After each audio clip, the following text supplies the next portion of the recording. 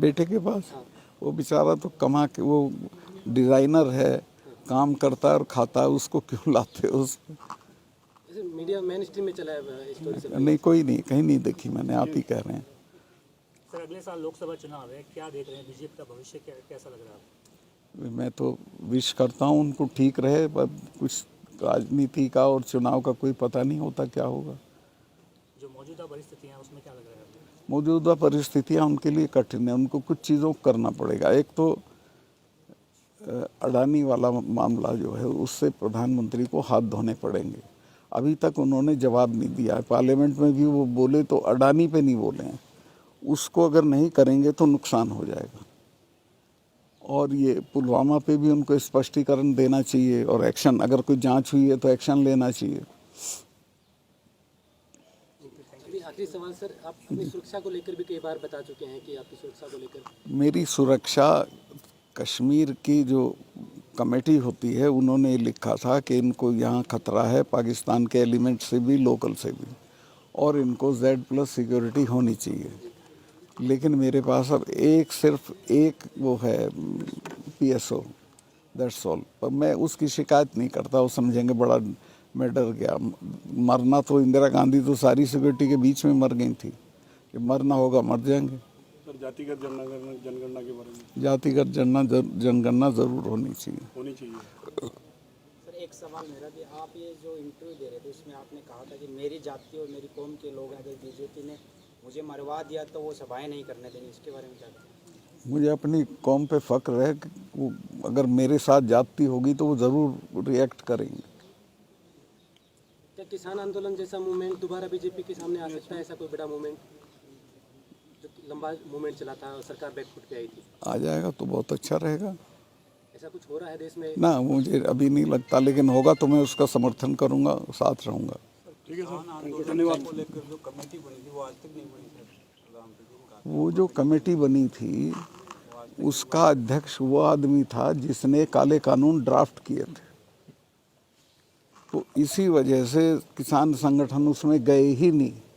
और उस कमेटी ने मुझे लगता अभी तक कुछ नहीं किया, लंच भी नहीं किया किसी दिन, कोई एक्टिविटी उसकी नहीं आई है।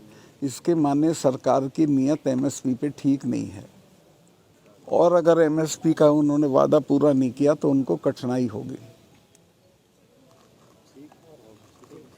जी सर, आप कैसे कमेंट कर सकता हूँ?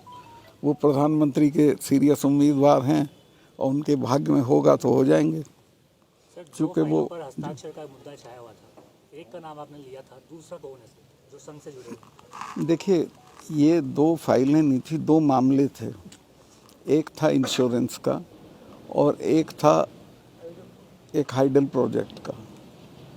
तो हाइडल प्रोजेक्ट में संघ का कोई आदमी नहीं था। हाइडल प्रोजेक्ट में जो आदमी था वो प्रधानमंत्री जी के काफ़ी नज़दीक है। वो मैंने उन्होंने मेरे से कई बार कहा था, भाई तुम उससे मिले नहीं मिले, हसीब द्राबू उसका नाम है। तो मैं एक दिन मिल लिया तो उसने फिर कहा कि आपने बड़ा बुरा किया, हमारा वो ख़त्म कर दिया, पर हम तो करा लेंगे। तो मैंने प्रधानमंत्री जी को दूसरे तीसरे दिन जब मिलने गया तो मैंने कहा साहब वो मिल लिया मैं हसीब द्राबू से, वो तो ऐसे ऐसे दलाली का केस ले रहा था, मैंने तो मना कर दिया, मैं तो नहीं करूँगा। तो उन्होंने ही सपोर्टेड में कि ठीक किया तुमने। दूसरा जो इंश्योरेंस का मामला था उसमें, और ये करेक्ट कर लें आपके सामने कह रहा हूँ, फिर आप कहेंगे, मुझे किसी ने कोई ब्राइब ऑफ़र नहीं की थी। मुझे अफसरों ने बताया था कि इनमें इतना रुपया है, इन दोनों केसेस में इतना रुपया इन्वॉल्व है, यानी किसी को मिलेगा। तो खैर वो तो दोनों कैंसिल हो गए, इसलिए वो ना मिला ना सवाल उठा। लेकिन ये जो थे RSS वाले अपने राम माधव जी, जिस दिन मैंने कैंसिल किया इंश्योरेंस वाला, उसके अगले दिन सवेरे बिना नहाए धोए मेरे घर आ गए, और मैं भी नहीं नहाया, 7 बजे थे। तो खैर मैं शिष्टाचार में उनसे मिला, मेरे को बताओ भाई सब क्या है। तो उन्होंने कहा कि वो कैंसिल कर दिया क्या? मैं कहा मैं तो कैंसिल कर दिया। कहने चिट्ठी चली गई। मैं कभी पूछता हूँ, मैंने चीफ सेक्रेटरी को फ़ोन करके पूछा कि उसकी चिट्ठी चली गई क्या? कहें जी वो तो रात ही चली गई। तो वो काफ़ी व्यथित हुए और चले गए। फिर बस इतनी हमारी बात थी। उन्होंने ना कुछ मुझे ऑफ़र किया, ना मैंने उन्हें कुछ ऑफ़र, पर उनकी उसमें दिलचस्पी थी कि वो हो। खबरें तो ये चली थी 300 करोड़ का ऑफर दिया गया है। 150 करोड़ था दोनों में, दोनों में लगी थी। दोनों में 150 करोड़ था और ये पूरे टॉक ऑफ द टाउन थी। ये ऑफर मिला था आपको कहीं? जी ऑफर आया था कि? नहीं, मुझे नहीं आया किसी का, मैं झूठ नहीं बोलने का, किसी का ऑफर नहीं आया मुझे। जैसे किसान आंदोलन में राकेश टिकैत की संपत्ति को लेकर मीडिया में कई बार डिबेट चली थी, उनके परिवार की संपत्ति को लेकर। ऐसे ही ये बयान देते ही आपके बेटे को लेकर ऐसे कई घूम रहे हैं, अब चुनाव भी है, आपको क्या लग रहा है इस बार किसका पलड़ा भारी हो सकता है? कुछ चुनाव में कोई भविष्यवाणी नहीं की जा सकती, जनता जनार्दन है, पता नहीं किसका पलड़ा भारी कर दे किसका नहीं चाहिए। तो आपसे जानना चाहता हूँ मैं क्या हाल है। आपने भी तो फीडबैक लिया होगा ना सर? मेरा फीडबैक मेरे साथ है, उसको मैं अभी आपसे शेयर नहीं करूँगा। और एक दिन में राजनीति बदलती है। आपने एक जगह कहा था कि यदि वसुंधरा राजे उम्मीदवार हो तो बीजेपी जीत सकती है। ये वसुंधरा राजे अगर उम्मीदवार हों तो बीजेपी के ज़्यादा चांसेस हैं, और अगर वो उम्मीदवार नहीं होंगी तो बीजेपी के कोई चांसेस नहीं। सर 3 काले कानून जो आंदोलन हुए, क्या वो वापस बैक आ सकते हैं पटल पर, देश के पटल पर एक बार फिर से? वो नहीं आ सकते, हम जब मर जाएंगे तब आ सकते हैं। जब तक हम लोग हैं, किसान संगठन हैं, वो कभी वापस नहीं आ सकते। मेरा एक सवाल है, जी, आपने जो प्रधानमंत्री के लिए कहा, पुलवामा को लेकर जो कहा, आमतौर पे अगर इस तरह का बयान आता तो उस पर काफ़ी माहौल बनता, काफ़ी लोगों में चर्चा बनती, लेकिन मेन स्ट्रीम मीडिया ने इस आपके इंटरव्यू पे बात बिल्कुल नहीं करी है, ना प्रधानमंत्री को जवाब दे रहे हैं, ना पीएमओ ने कोई उसके ऊपर स्पष्टीकरण दिया है। क्या लगता है आपको जब आप इस तरह की स्थिति देखते हैं कि इतनी बड़ी बात बोलने के बाद? मेरी जानकारी ये है, देखिए सोशल मीडिया ने तो कोई कमी नहीं की है।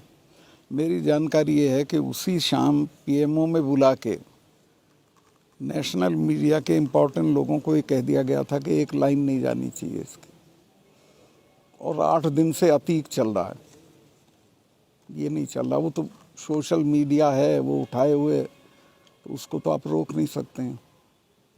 सर एक सवाल ये है, जी। आपने पुलवामा का मैटर उठाया, बिना युद्ध के नौजवानों की जो है शहादतें हो रही हैं, उसको लेकर आप क्या सोचते हैं? क्या सरकार गंभीर है, क्या कुछ कर रही है? नहीं, उसमें तो जो करना चाहिए वो नहीं कर रही है। मैं तो सबसे पहले तो ये जो इन्होंने शुरू किया है अग्निवीर, मैं इसका आलोचक हूँ, ये गलत है। ये फौज को ख़त्म करने का दो साजिशें हैं सरकार की। खेती ख़त्म कर दो, खेती को बिना मुनाफे की कर दो ताकि किसान छोड़ भागें, और फिर इसको कॉरपोरेट को दे दो। इसी तरह से इनके बच्चे फौज में जाते थे, फौज को निरर्थक कर दो। अब ये बताइए 4 साल के लिए कौन अपनी जान देने जाएगा? उसमें मैं बोलूँगा, तो वो बात तो मैं यहाँ नहीं बोलूँगा, यहाँ तो जो आप पूछेंगे वो बोलूँगा। सर पुलवामा अटैक को लेकर आपका जो बयान है वो काफ़ी चर्चा में है। जी जी हम सीधा ही सवाल ये मतलब आपसे पूछ रहे हैं जी। कि क्या आपको लगता है कि इलेक्शन में फ़ायदा लेने के लिए जानबूझकर ये अटैक करवाया गया था? नहीं, अटैक तो नहीं कराया गया था, मैं ऐसा गलत चार्ज नहीं लगा सकता हूँ। अटैक तो ये पाकिस्तान स्पॉन्सर्ड टेररिस्ट का ही किया हुआ था। हमारी तो गलतियाँ थी, हमारी आप समझिए कि हमने जो इंतज़ाम होने चाहिए थे वो सब नहीं किए थे। उन्होंने एयरक्राफ्ट मांगे थे जो आसान मेरे से मांग लेते तो मैं दे देता। उन्होंने होम मिनिस्ट्री से मांगे 4 महीने तक, अकॉर्डिंग टू भास्कर में न्यूज़ है वो, 4 महीने तक वो चिट्ठी पड़ी रही, कोई जवाब नहीं दिया, उनको जहाज़ नहीं दिए। फिर वो सड़क से आए, फिर वो सैनिटाइज नहीं हुआ था रूट। जहाँ वो हुआ है, घटना हुई है, वहाँ 10 किलोमीटर में 10 जगह लिंक रोड आके जुड़ती है। कोई भी मैंड नहीं थी, मैं गया था अगले दिन, कहीं भी कोई जिप्सी नहीं खड़ी थी रोकने के लिए कि भाई अंदर मत आओ। नियम ये है कि जब ये चला जाता है कारवां तब लोग सड़क में घुसते हैं। वहाँ सब फ्रीली घुस रहे थे, फ्रीली वो घुस गया जिसने मारी गाड़ी। वो हमारी गलतियाँ, इसमें जो मैंने कहा है उसको ठीक से समझ लें। मैंने प्रधानमंत्री जी ने जब मेरे से पूछा, वहाँ कॉर्बेट पार्क में वो शूटिंग करा रहे थे निकल के कि सतपाल क्या हुआ, मैं कहा साहब ये ट्रेजेडी हो गई, इतने हमारे जवान मारे गए और मैं तो बहुत दुखी हूँ चूँकि ये हमारी गलतियों से हुआ। और अगर हम जहाज़ दे, और भी कई गलतियाँ, पर अभी तो मैं जहाज़ वाली आपको बता देता हूँ। तो उन्होंने कहा कि तुम अभी चुप रहो, मैं दिल्ली आ रहा हूँ तब करेंगे कुछ। फिर उसमें कुछ होना नहीं था, हुआ नहीं। ये इसी पे मैं चूँकि एक दो चैनल को बोल चुका था, ये भी कहना गलत है। अमित शाह जी का मैं बहुत सम्मान करता हूँ, उनसे आर्गुमेंट में नहीं पढ़ना चाहता कि उन्होंने कहा कि जो जब पावर में होते हैं तब नहीं कहते हैं, तो मैंने तो उसी दिन कहा था। और प्रधानमंत्री जी ने भी मुझे आगे बोलने को मना किया, और नेशनल सिक्योरिटी एडवाइज़र ने भी फ़ोन करके कहा कि सतपाल भाई आपका दो जगह मेरी वो आ गई थी, बीट मैंने दे दी थी, तो उन्होंने कहा कि अब मत बोलिए इस पर आप। मैं कहा ठीक है, नहीं बोलता। और फिर उसमें कुछ नहीं हुआ। तो मुझे इस बात का सख्त अफसोस है कि इतनी बड़ी ट्रेजेडी को हमने बहुत लाइटली लिया, और शायद इसलिए कि हम उसका राजनीतिक उपयोग कर सकते थे, वो किया हमने। लेकिन आप तो एलजी थे, पुलिस और सीआरपीएफ तो आप ही को report. We like come to express our solidarity with you. आप किसानों के लिए लड़े थे, अब आप लड़ रहे हैं तो हम आपको सहायता करने के लिए आ रहे हैं। तो मैंने उनको कहा कि फलां तारीख में आ जाइए। मेरे घर पे इतनी जगह नहीं थी, वो लोग हो रहे थे करीब 70 खापों के लोग थे, 300-400 के करीब। तो मैंने उनको वो सामने एक एरिया है उसका सेक्टर 12 है इसका आर के पुरम का, वहाँ उनके खाने का इंतज़ाम कराया, शामियाना लगवाने लगे। तो मैं घर पे तैयारी हो रहा था, तब मुझे खबर आई कि पुलिस पहुंच गई है वहाँ, और पुलिस कह रही है कि यहाँ आप ये नहीं कर सकते। मैं गया तो पुलिस के बड़े अफसर भी थे, डीसीपी, एसीपी, उन्होंने कहा सब हमें हुक्म है आपका, ये हम यहाँ नहीं होने देंगे। मैं कहा भाई क्यों नहीं होने दोगे, खाना ही तो बना रहे हैं, खाना तो कहीं भी बना के नहीं, ये डीडीए का पार्क है, आपने इजाज़त नहीं ली, और इजाज़त में लेता तो वो देते नहीं। तो मैंने कहा भाई तुम फजीता करना चाहते हो तो करो, चलो मैं चलता हूँ, थाने में ही बनेगा अब हमारा खाना। तो हम सब वॉक करके थाने में चले गए, फिर वहीं खाना बना, वहीं खाया। फिर उन्होंने माफ़ी मांगी, फिर उन्होंने ये भी दिया प्रेस को कि हमने कभी उनको वो नहीं किया, डिटेन नहीं किया। सर एक पुलवामा को लेकर अभी सरकार से आपकी कोई मांग है क्या? ना, मेरी कोई मांग नहीं। मैंने तो एक जो बड़ा इंटरव्यू था, कोई अकेले पुलवामा पे नहीं किया था मैंने, वो 1 घंटा कुछ मिनट का इंटरव्यू था, उसमें एक साधारण तौर पे जिक्र कर दिया था कि ऐसा हुआ था। सरकार जाने, अपना काम, उनकी ड्यूटी है वो। सर आप जनता दल में रहे, समाजवादी पार्टी में रहे, बीजेपी में रहे, आगे क्या इरादा है आपका? अब मैं किसी पार्टी में नहीं जाऊंगा, ना मैं कोई चुनाव लड़ूंगा। सर पीएम मोदी के खिलाफ विपक्ष में प्राण फूंकने का काम कर रहे हैं? नहीं, मैं तो नहीं फूंक रहा प्राण, तो विपक्ष खुद चाहेगा तो फूंक जाएंगे। विपक्ष को सिर्फ इतना करना है कि एक उम्मीदवार के मुकाबले एक उम्मीदवार खड़ा कर दो, Modi ji will be nowhere, उसी में हार जाएंगे।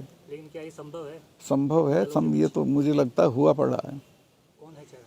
ये चेहरा नहीं होता इसमें, चेहरा तो देखो 77 में भी नहीं था, 67 में भी नहीं था। जब जनता तय करती है हटाने का तो हटा देती, बाद में हो जाएगा जो जिसको वो करेंगे लोग। सर नेशनल इश्यूज की बात हो रही है जी। वर्तमान में, बहुत सारे लोग पहले भी जाते थे, अब भी जा रहे हैं, थाईलैंड जा रहे हैं। देश इंडिया का थाईलैंड के साथ रिश्ता जगजाहिर किया जा रहा है, इस मुद्दे को लेकर किस? अभी कहाँ बोल रहा हूँ मैं, बता रहे हैं ना, ये तो मैं तब भी बता रहा था। ये लापरवाही थी, बड़ी बहुत बड़ी लापरवाही थी, हमारी सबकी थी, मेरी भी है, सबकी है। लेकिन उस समय आपने पब्लिकली क्यों नहीं कही ये चीज़? पब्लिकली कहा ना मैंने। नहीं सर, उतना खुलकर आप उस वक्त बोल नहीं पा रहे थे। किसान आंदोलन के दौरान आप सरकार को घेरना शुरू कर चुके थे।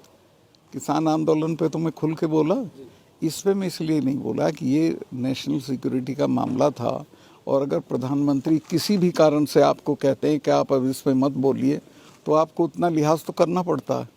नहीं, सरकार की तरफ से जाट उपराष्ट्रपति के लिए चेहरा थे। कौन? मैं कभी नहीं था, ऐसे मैं कभी इच्छुक नहीं था। मुझे कहा गया था कि अगर तुम किसानों पे नहीं बोलोगे तो राष्ट्रीय बन सकते हो, बन सकते हो। मैंने कहा मुझे कुछ नहीं बनना, पर मैं किसानों पे ज़रूर बोलूँगा। लोग कह रहे हैं कि इस टीस में आप ना, मुझे कोई टीस नहीं है किसी भी तरह की। तो सर जवानों की जो जिंदगी थी उससे ज़्यादा पीएम का लिहाज जरूरी हो गया? नेचुरली आप जिसके नौकर होते हैं तो उसका लिहाज करते ही हैं। अब मैं उसमें जवानों की ज़िंदगी तो उस वक्त वापस नहीं आ सकती थी।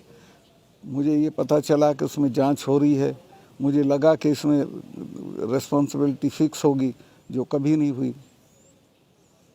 सर आर्टिकल 370 हटा, उसके बाद में ये दिखाया जा रहा है, बताया जा रहा है कि वहाँ पर अब अमन चैन है। वास्तव में जो दिखाया जा रहा है वो है रियल में या और कुछ? वो मेरा बोलना ठीक नहीं रहेगा कश्मीर पे। पर मैं जब था तो मुझे पूरे टर्म में एक गोली नहीं चलानी पड़ी। इन 3 चीफ मिनिस्टर्स को मैंने गिरफ्तार किया, कुत्ता भी नहीं भौंका, कोई शोर शराबा कुछ नहीं हुआ। तब बिल्कुल अमन चैन था और टेररिस्ट भी श्रीनगर में आते हुए डरते थे। अब तो श्रीनगर में आके सीआरपी पे हमला करते हैं। अभी सीबीआई का सम्मान आपके पास आया है जी, दोबारा, जी। इंटरव्यू देने के बाद आया है। जी जी। क्या ये इंटरव्यू की देने के इंटरव्यू नहीं, इसमें ऐसा कुछ नहीं है, चूँकि सीबीआई का समन कोई मुझे नहीं आया है कि भाई मैं किसी चीज़ में इन्वॉल्व हूँ। मैंने किसी मामले को खोला था कि इसमें कुछ गड़बड़ थी, तो उसकी जांच हो रही है। उसमें मेरे से कुछ जानकारी लेने के लिए मुझे कहा गया है कि आप अवेलेबल होगे क्या, और वो मेरे ही घर पे आ रहे हैं, मुझे कहीं बुलाया नहीं है। तो अभी आपसे कुछ लोग, संगठन के लोग मिलने आ रहे थे दिल्ली में, उनको भी गिरफ्तार किया गया था, फिर आप थाने में गए थे, वो तो असल में ये जो हमारे यहाँ खाप सिस्टम है, पता नहीं आपके यहाँ है, तो आपके यहाँ भी यहाँ नहीं है। मील खाप तो है, कोई रेयर मानो, बाकी खाप खाप नहीं। हरियाणा और यूपी में है। खाप है हमारे यहाँ। तो हरियाणा की खापों ने ये कहा था कि एक दिन हम आके आपको वील कम टू एक्सप्रेस और सॉल्यूशन, अपनी जान देने जाएगा। मजबूरी में नौकरी के लिए वो चला जाएगा, पर उसमें वो जज्बा होगा क्या जो होता है। राहुल गांधी की जो सदस्यता खत्म की गई है जी। संसद से, उस पर आपकी क्या टिप्पणी रहेगी? क्या वो इलीगल है? नहीं, लीगल तो वो जल्दबाजी में किया, उसको टाइम देना चाहिए था, सॉरी, ऊपर कोर्ट में जाने के लिए। सबसे खराब काम हुआ है कि उसको पार्लियामेंट में अपना पक्ष रखने की अनुमति नहीं दी गई स्पीकर की तरफ से, जो उसका अधिकार था। जब उसके खिलाफ 3 मिनिस्टर बोले तो उसका ये अधिकार, उसकी गैरहाजिरी में बोले तो उसका ये अधिकार था कि वो उनका जवाब दे, लेकिन वो स्पीकर ने उसको अधिकार नहीं दिया। सर, अमित शाह ने कहा है कि आप उनसे दूर होकर इस तरह की बातें कर रहे हैं, तो आप उनसे कितना दूर हो चुके हैं, क्या कुछ? अमित शाह साहब का मैं बहुत सम्मान करता हूं और उनसे मैं किसी आर्गुमेंट में नहीं पड़ना चाहता। उनकी जो एक मूल बात है, और वो ये है कि जब वो गवर्नर थे तब उन्होंने ये बातें नहीं उठाई, तो मैं एक करेक्ट कर दूं, मैंने तब पुलवामा भी उठाया था, सेम डे उठाया था, अगले दिन उठाया था, कई बार उठाया था, और किसानों वाले मुद्दे भी मैंने जब मैं गवर्नर था तभी उठाए थे। तो ये गलत है कि मैं जब पावर से हट गया तब मैंने उठाया। एक तरफ मोदी सरकार बेटी बचाओ बेटी पढ़ाओ अभियान चला रही है, नारा दे रही है, लेकिन जंतर मंतर पर खिलाड़ी धरने पे बैठे। बहुत शर्मनाक बात है, और मैं यहाँ से जाते ही उनसे मिलने जाऊँगा बच्चियों से। कितनी मेहनत करके, कितनी बुरी स्थितियों में वो देश के लिए गोल्ड मेडल लाती हैं, और कोई भी महिला जब ये कहे कि मेरे आबरू पे हमला किया गया तो बहुत मजबूरी में कहती है, और आप उसकी FIR भी नहीं कर रहे हो और कुछ नहीं कर रहे हो, अपने MP को हटा नहीं रहे हो। सर, राज्यपाल रहते हुए आपके कई बार ऐसे बयान है जो ताल्लुक नहीं रखते थे सेंट्रल गवर्नमेंट से, जी। उसके बाद भी कभी इस तरह का कोई दबाव नहीं बनाया गया कि आप इस्तीफा दे दीजिए या आपको हम हटा देंगे? मैं तो जब प्रधानमंत्री से मिलने जाता था इस्तीफा जेब में रख के जाता था। अगर मेरे से एक बार भी मांगते, चूँकि मैं इस बात का आभारी हूँ कि उन्होंने ही मुझे बनाया, और ख़ास तौर से अमित शाह जी कहते तो 1 मिनट में दे देता इस्तीफा। लेकिन मुझे एक आध लोगों ने सलाह दी कि तुम बेवकूफ़ी मत करना, बिना मांगे मत देना, मांगे तो देना।